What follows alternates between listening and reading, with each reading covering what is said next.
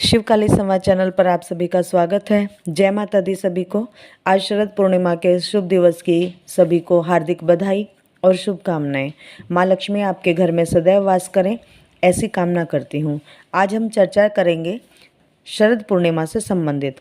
बहुत से बच्चे शरद पूर्णिमा उत्सव को मनाते तो हैं, परंतु उन्हें ज्ञात ही नहीं है कि क्यों मनाई जाती है शरद पूर्णिमा। और कुछ बच्चों को तो ये भी नहीं पता कि शरद पूर्णिमा होती क्या है।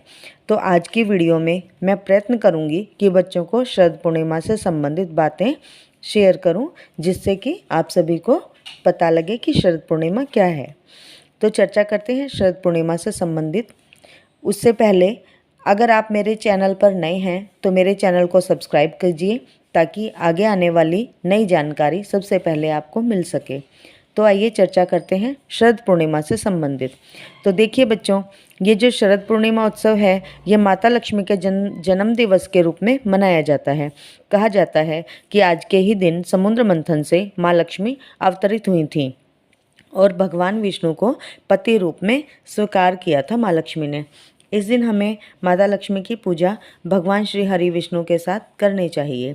इस दिन ही द्वापर युग में भगवान श्री कृष्ण ने गोपियों के साथ महारास रचाया था, और जब रास रचाने के बाद भगवान श्री कृष्ण चले गए थे, तब महागोपियों ने विरह का गोपी गीत भगवान की याद में गाया था, रो रो कर, बिलख बिलख कर। इसी शरद पूर्णिमा की रात को ही रास रात्रि, महारात्रि और रास पूर्णिमा भी कहा जाता है। इस रात को चंद्रमा अपनी संपूर्ण 16 कलाओं से पूर्ण होते हैं। शरद पूर्णिमा धन संपत्ति की अधिष्ठात्री देवी माँ महालक्ष्मी का पर्व है, और कहा जाता है कि इस रात को माँ लक्ष्मी गरुड़ पर बैठकर भगवान श्री हरि विष्णु के साथ पृथ्वी की सैर के लिए निकलती हैं। इस दिन माँ लक्ष्मी अपने भक्तों के घर जाकर उन पर कृपा बरसाती हैं, वरदान देती हैं और देखती हैं कि कौन कौन जाग रहा है, जाग कर उनकी भक्ति कर रहा है। इसीलिए इस पूर्णिमा को कोजागरी पूर्णिमा भी कहते हैं। जो भी आज की रात माँ लक्ष्मी का जागरण, पूजन और आवाहन करते हैं, माँ उन पर अपनी विशेष कृपा बरसाती हैं और उन्हें धन लक्ष्मी का वरदान देती है। यह रात अद्भुत संयोग से भरी हुई होती है। इस रात चंद्रमा की किरणों से अमृत की वर्षा होती है। विज्ञान ने भी इस बात को स्वीकार किया है कि शरद पूर्णिमा की रात को चंद्रमा में कुछ विशेष होता है। इसीलिए आज की रात्रि को चंद्रमा की रोशनी में जरूर बैठना चाहिए। आज के चंद्रमा की रोशनी यदि मनुष्य अपनी नाभि पर ले, तो शरीर के समस्त रोगों से हमें छुटकारा मिलता है और शरीर में यौवन अवस्था बनी रहती है। तो आज की रात अपने घर की छत पर कपड़ा बिछाकर लेटना चाहिए और अपने पेट से कपड़ा हटाकर चांद की रोशनी को ऑब्जर्व करना चाहिए। कहा जाता है कि लंकापति रावण भी इसी प्रकार शरद पूर्णिमा के चंद्रमा की शक्तियों को अपने शरीर में अवशोषित करता था। इसी कारण उसको धन और यौवन बना रहता था। रात्रि के 10 बजे से 12 बजे के मध्य में ये कार्य करना चाहिए। चंद्रमा की रोशनी में हमें आज के दिन ज़्यादा से ज़्यादा बैठना चाहिए, टहलना चाहिए, घूमना चाहिए। आज के दिन हमें चंद्रमा के साथ त्राटक अवश्य करना चाहिए, यानी कि चंद्रमा को एक टक देखते रहना है, जितना भी हम देख सके, यही त्राटक कहलाता है। आज के दिन सुई में धागा डालने की भी परंपरा प्रचलित है। सुई में धागा भी आज के दिन हमें पिरोना चाहिए चंद्रमा की रोशनी में। आज के दिन खीर बनाकर चांदी के बर्तन में खुला रखकर चंद्रमा की रोशनी में रखना चाहिए, और सुबह ब्रह्म मुहूर्त में उस खीर का भोग माँ लक्ष्मी को, अपने इष्ट देव को लगाएं और वह खीर रूपी अमृत प्रसाद परिवार के सभी सदस्यों को खिलाएं।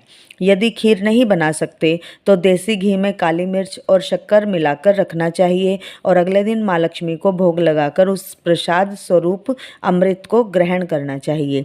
ध्यान रखें कि बर्तन आप खुला रख रहे हैं और बिल्ली कहीं प्रसाद खराब ना कर दे, तो इसके लिए आप उस बर्तन पर एक पतला बड़ा सा महीन कपड़ा बांध दें उसकी सुरक्षा के लिए। अगर किसी को दमा की परेशानी है तो आज के दिन सर्व औषधि ले आएं। ये किसी भी पंसारी से आपको आसानी से मिल जाएगी।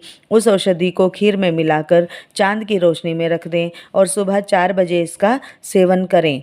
रोगी को रात्रि जागरण अवश्य करना है और 2 से 3 किलोमीटर पैदल अवश्य चले दमा रोगी का रोग माँ लक्ष्मी की कृपा से अवश्य ठीक होता है इस प्रयोग से। बस माँ पर विश्वास बनाए रखें। जो लोग आप आज माँ का पूजन करना चाहते हैं वो रात्रि के समय 10:30 या 11 बजे के बाद ही कोशिश करें पूजा की। स्नान आदि से निवृत्त होकर माँ को लाल आसन पर विराजित करें। माँ को स्नान कराएं। माँ को चोला चुनरी श्रृंगार चढ़ाएं। भगवान श्री हरि विष्णु को तुलसी दल अर्पित करें। माँ को पान का बीड़ा चढ़ाएं। सफ़ेद मिठाई का भोग माँ को लगाएं। माँ को इत्र बहुत पसंद है, इत्र माँ को चढ़ाएं। पीली कोड़ियाँ अवश्य चढ़ाएं माँ को। कहा जाता है कि पीली कोड़ियाँ माँ के आगमन के साथ ही पृथ्वी पर आई थीं, तो माँ को पीली कोड़ियाँ अति पसंद हैं। 5 या 7 पीली कोड़ी लेकर उस पर 27 चुटकी लाल सिंदूर चढ़ाएं, खीर का भोग लगाएं और फिर कमलगट्टे की माला से या तो स्फटिक की माला से माँ लक्ष्मी के मंत्र का जाप करें।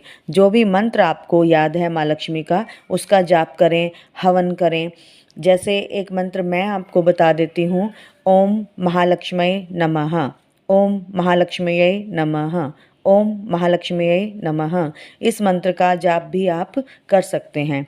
रात को पूजा के बाद आपको इन कोड़ियों को खुले आसमान के नीचे चंद्रमा की रोशनी में रखना चाहिए। सुबह इन कोड़ियों को उठाकर लाल या पीले वस्त्र में, रेशमी वस्त्र हो ये ध्यान रखें, रेशमी वस्त्र में इनकी पोटली बनाकर अपनी तिजोरी में रखें। आप देखेंगे कि माँ लक्ष्मी की कृपा आप पर होने लगी है। आपकी आर्थिक स्थिति में सुधार होने लगा है। कर्ज उतरने के योग बनने लगे हैं। काम धंधा रोजगार अच्छा चलने लगा है। तो करिए आज के दिन माँ लक्ष्मी की विशेष पूजा, माँ लक्ष्मी की विशेष कृपा पाने के लिए जो उपाय मैंने बताए ये भी करिए। आप देखेंगे कि माँ की कृपा आप पर होने लगी है। अगर कोड़ियाँ किसी को नहीं मिलती हैं तो उसकी जगह आप हल्दी की गांठ से ये प्रयोग कर सकते हैं जो मैंने पीली कोड़ियों का प्रयोग बताया है। तो करिए सभी माँ की कृपा पाने के लिए कुछ विशेष उपाय। अगर जानकारी अच्छी लगी है तो वीडियो को लाइक अवश्य करिए। जय माता दी सभी को, जय शिव शक्ति, जय महाकाल। एक बार फिर से सभी को शरद पूनम की हार्दिक शुभकामनाएं।